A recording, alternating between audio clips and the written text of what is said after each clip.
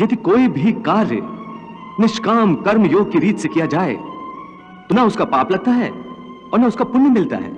ये कौन सा योग है माधव जो मनुष्य को पाप और पुण्य दोनों से मुक्त कर देता है? ये एक गूढ़ विद्या है पार्थ। जो इसके रहस्य को समझ लेता है वो इस संसार में रहते हुए भी, संसार के सारे कर्म करता हुआ भी कर्म फल के बंधन से मुक्त रहता है। हे अर्जुन, इस निरासक्त योग को समझ लोगे तो तुम्हारे जीवन में पूर्ण शांति आ जाएगी। हे माधव, इस योग के नियम क्या है? उसकी साधना के लिए कोई हजारों वर्षों की तपस्या की आवश्यकता नहीं।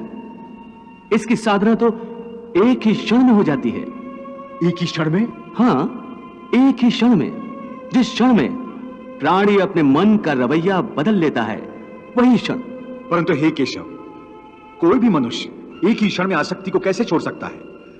जब वो कर्म करता है तो उसके फल की आसक्ति तो उसे कर्म का हिस्सा होती है, जिसके अंतर्गत फल पाने की इच्छा से ही कर्म करता है। हे अर्जुन, बस यहीं से निष्काम कर्मयोग की साधना शुरू होती है।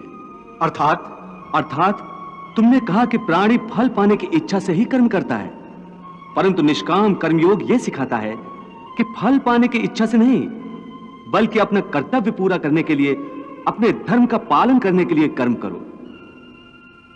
फल पर भरोसा रखकर कर्म मत करो, क्योंकि फल पाना तुम्हारे हाथ में नहीं, तुम्हारे अधिकार में केवल कर्म करना ही है।